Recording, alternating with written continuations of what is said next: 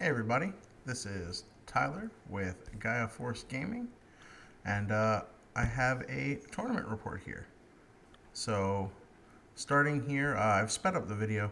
I got a bye in round 1, and in round 2, I'm playing in a mirror match against another Omnimon Red deck. So here we're just shuffling up. We getting ready for the game. He opens up to a Greymon, the one that has the passive plus 2000 inheritable, and I go all the way up to Groundramon on my turn, passing back to him with 2. He goes to Metal Tyrannomon, leaving me at 1, and I go to Phoenixmon, leaving him at 1. So here he's thinking for a while. In the mirror match, it is kind of, some people say it's like, oh, if you slam Omnimon first, you win, but it is a little more nuanced than that because both of these decks work really well off low memory. So just choking your opponent isn't always enough to secure a game. It is a lot of back and forth, deciding when the right time to drop your big plays is and knowing when to hold back. So he got up to Volcanodramon.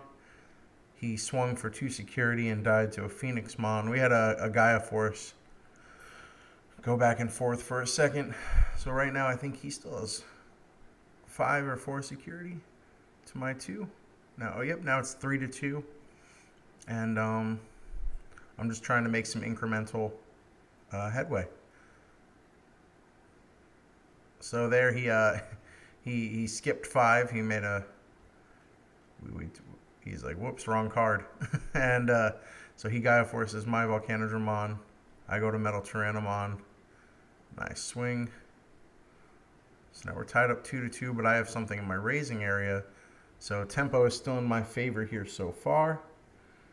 He swings at mine, dies to security check. And this is the problem with red is it's just, even if you don't hit the Gaia Force, you're dying to security so much just from the big things. Like, there are so many cards in red right now for the 1.0 format that are just 10k or up. Between your three or 4 Metal Tyrannomons, 2 or 3 Volcanodramons, and then the Omnimons themselves and the Phoenixmons. You got like roughly, what's that, 12, 14 cards that are just 10k or up, plus the 8 Gaia Forces. Security is just so dangerous. So here I secure game 1, and we go into game 2. In our locals, we play best 2 out of 3.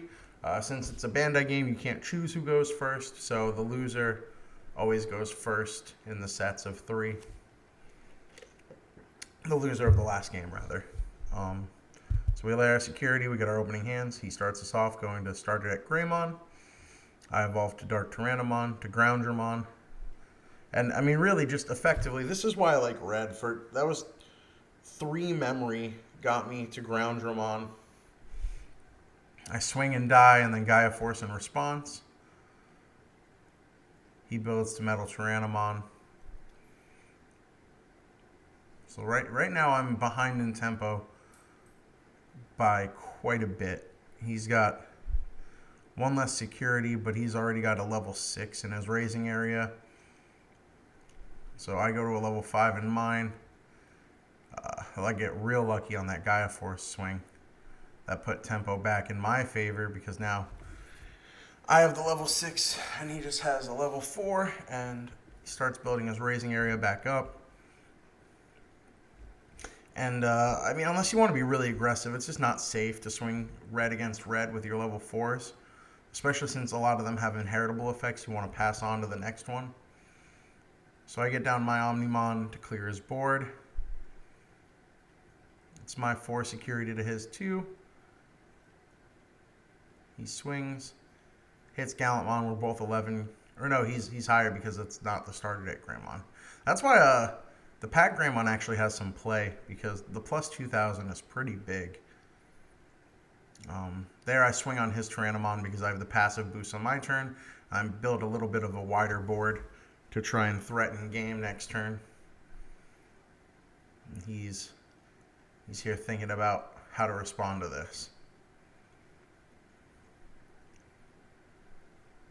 Play Skull Greymon to kill my blocker.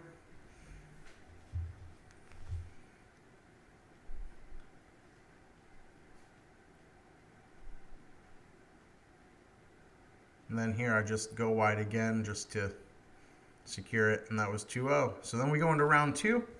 I'm now 2-0 for the tournament. In round 2, I am playing against a War Greymon black deck. It's black blockers, more or less. Our locals does have a lot of Omnimon red, a lot of purple rush, a couple rookie rush decks. So he starts building up to his War Greymon line, and I just, on my turn, I bricked on level 4s here, I think, because I just slammed Groundramon. But that's kind of the power of these cheap vanilla level 5s. Like, even though he's weak at only 6k, for 5 memory, being able to just go into a mega on the following turn, and it doesn't feel like I'm that behind right now. Like, tempo shifted slightly out of my favor, but it's not terrible. So he swings with his middle Greymon, who is jamming in reboot, and it's a good thing he is jamming, so he doesn't die to Volcanodramon. I swing at his security. I'm actually really lucky that Biomon survived, because instead of tempo slightly shifting out of my favor for the price of a security, I get a threaten. I mean, just 3 security to my 3 creatures is already very scary. There's a huge difference between being at 0 security and having enough to win the game versus like being at 1 security, because even if you leave them at 1 security and pass, that last security card is still sometimes a threat. In black, they don't really have much that activates from the security, but like, I don't know if I'd feel comfortable putting myself in a losing position swinging for game against red, because if that last card's a Gaia Force, you just lost yourself the game. There's some weird mental math that has to go into certain games of Digimon, at least in the 1.0 format right now, and I imagine it'll get more complex as we get more better cards that activate in security, just a bigger variety. So here he builds his blockers. I'm still stuck on level 4, so I'm just playing rookies basically. He gets his Time Tamer out, and I start building up my next raising area. Black has big blockers, like those are 2 7k blockers, and I just drop another level 5 for 5 memory.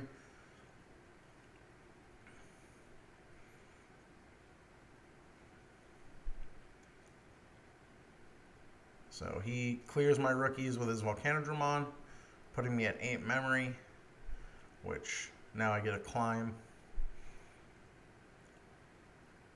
So I go into the Omnimon, take out his blocker that can attack, leaving the one that cannot, getting that last 2 security. And then I think here I just go wide, if I remember right, or I just evolve. I think I go wide though. Yeah. So I play another creature just in case he evolves into another blocker. I could still secure game unless he also plays a blocker, and I hit the Gaia Force.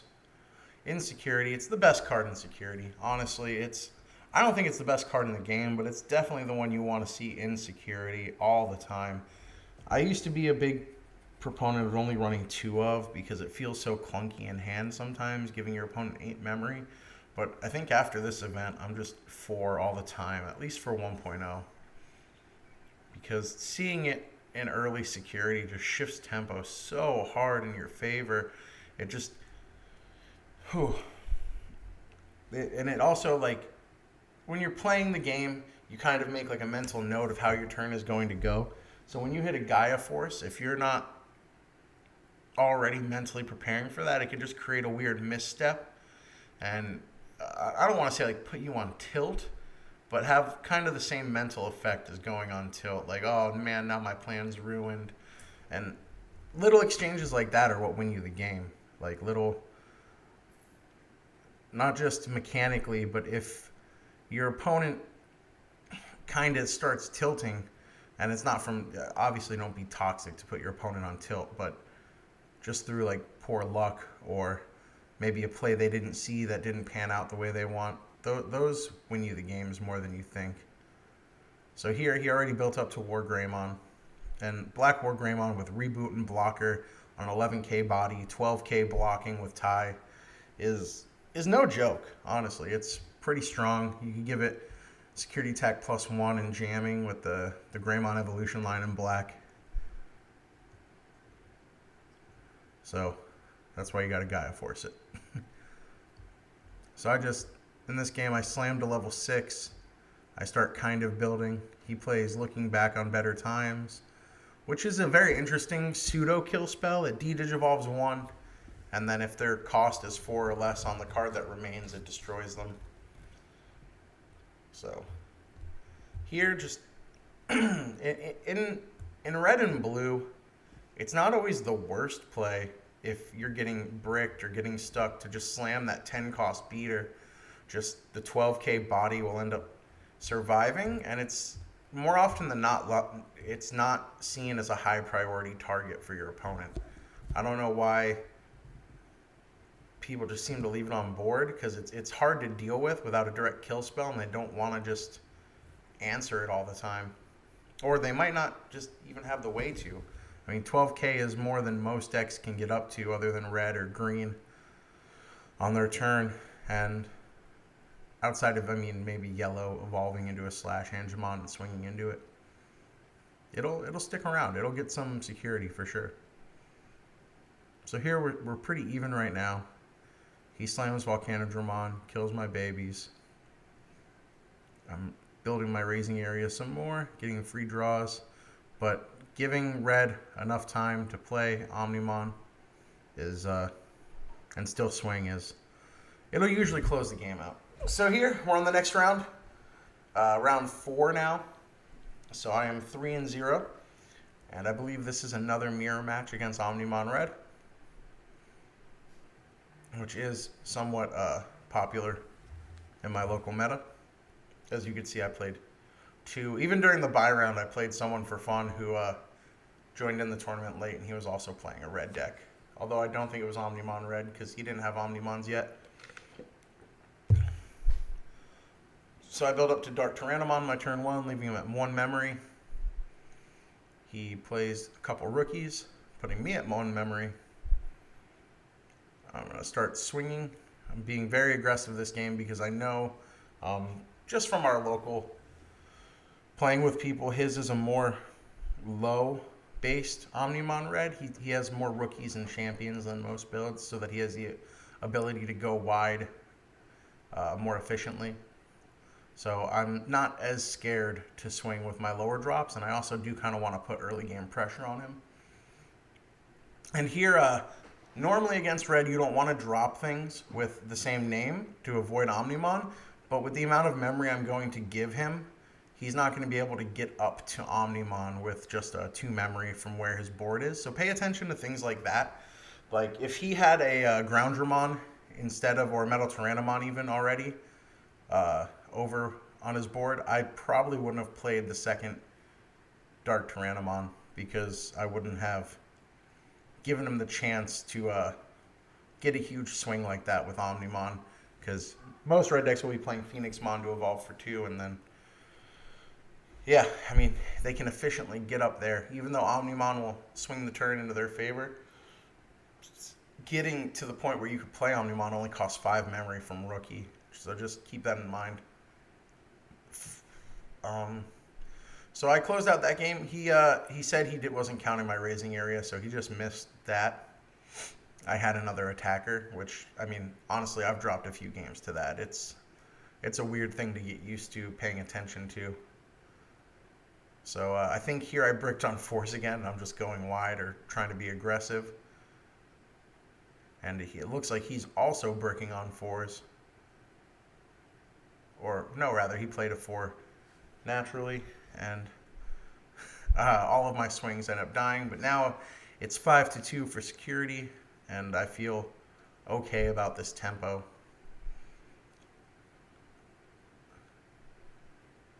That Greymon giving the plus 2k is just... See, if that was the security attack plus 1 Greymon, we would have traded there, which, that's something that I'm glad people are picking up on, is the starter deck Greymon is really good in 1.0.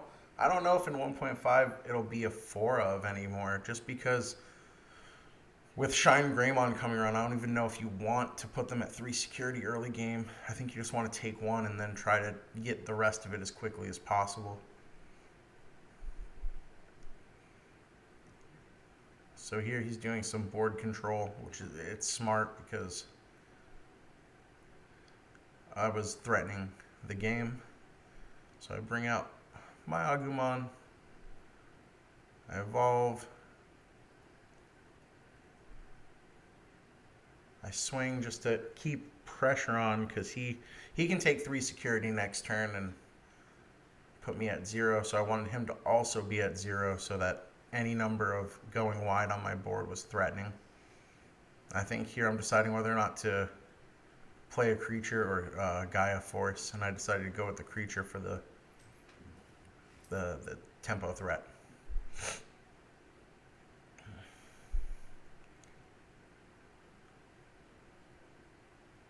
So now, see, I've put him in a position where he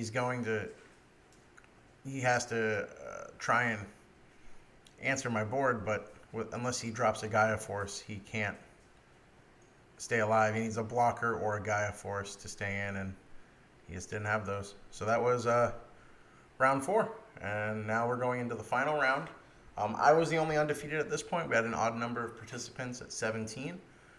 So the final table got paired up against me, but he was playing an Omnimon blue deck. It was kind of it wasn't the normal Metal Garurumon build you see. He went more for Leopardmon. You'll see some of that in this game, which is super interesting. I think Leopardmon is really good. I don't know if it's better than Metal Garurumon, but I definitely think there's plays that you cannot make with one deck that you can with the other. So he goes to a blocker in his raising area, and I get up to Groundramon in mine. He's going to then get a memory with Hammer Spark, going into Where Garurumon, and swinging at my stack. He's going to then evolve to Leopardmon, playing his blocker, which is a strong play. I have the security +1 going up to Phoenixmon because of my starter deck Greymon. And then I just get rid of his Leopardmon.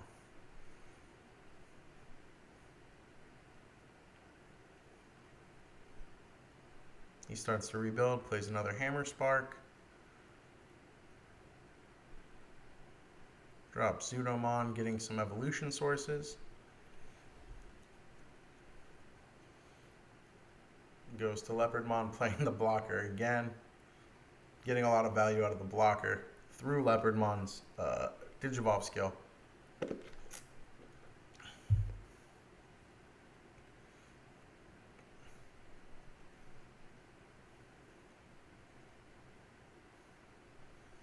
He doesn't want me to get another 2 security, so he blocks there. I just evolve to end the turn. He plays his Hammer Spark. Swings with his Gorillamon into a Gaia Force. Again, that tempo shift there is huge. I mean, this probably might be the point alone that put the game further into my favor than most people would be comfortable with. So I swing for 2 more security, and then I swing for 1. And again, normally I wouldn't risk the buildup, but I want to put that 0 security pressure is just so much more than the 1 security pressure, because you don't have anything in there that could save you. You put your opponent in a place where they have to play so cautiously, and in most decks it's very out of norm for how they want to play. So and here he plays Goblimon and taps his mat to get rid of a source, and that's game 1. So we're shuffling up for game 2. He'll be going first.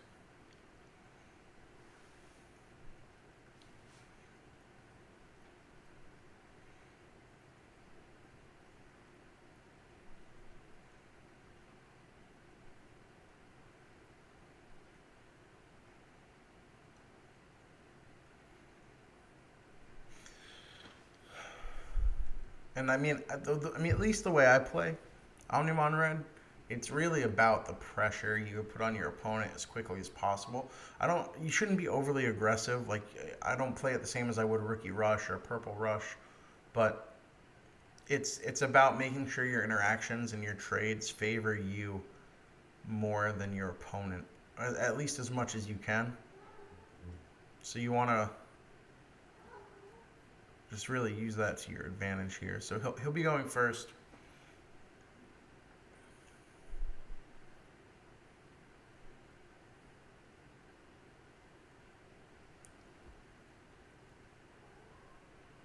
Starts to build up his raising area. And then he plays the Time Tamer mat, putting me at 4. And then I build up my raising area.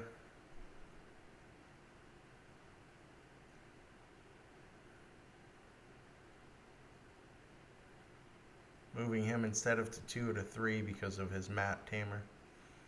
He plays another Goblimon to draw. And then he's trying to be aggressive to kind of reverse the role and put pressure on me.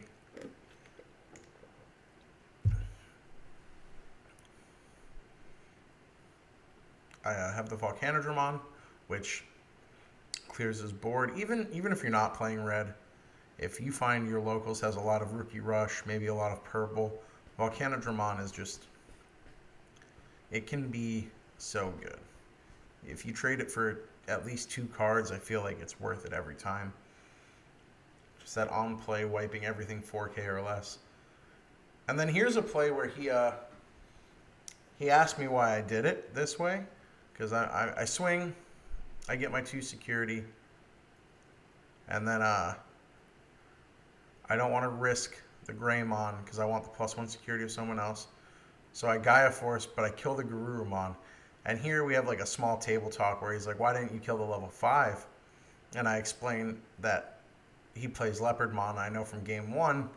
So with Garurumon, he could play a level 5 over it and then play Leopardmon and get Garurumon out and just go wider. But here I limit what he's able to do because if he doesn't have another level 4 in hand, he can't go wide.